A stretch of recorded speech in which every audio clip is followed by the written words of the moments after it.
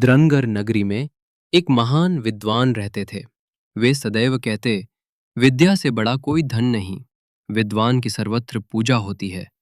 उनके 3 पुत्र थे। तीनों ने कठिन परिश्रम से शास्त्रों का गहन अध्ययन किया।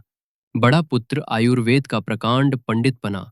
मंझला धर्मशास्त्र में पारंगत हुआ और सबसे छोटा नीतिशास्त्र का अद्वितीय विद्वान बना।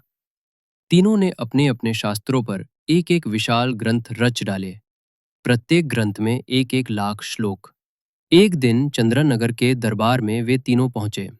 राजा ने विशाल ग्रंथों को देखा और प्रसन्नता से बोले, आपके ग्रंथों में कितने कितने श्लोक हैं? तीनों ने एक स्वर में उत्तर दिया, एक एक लाख श्लोक।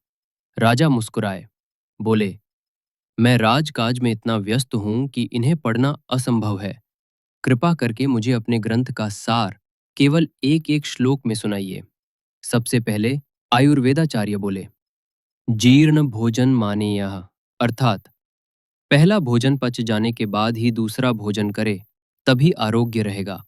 फिर धर्मशास्त्राचार्य ने कहा, कपलह प्राणिनाम दया, अर्थात दया से बड़ा कोई धर्म नहीं। अंत में नीतिशास्त्राचार्य बोले, त्यजे दुर्जन संगतम, अर्थात दुर्जनों की संगति से सदा दूर रहें।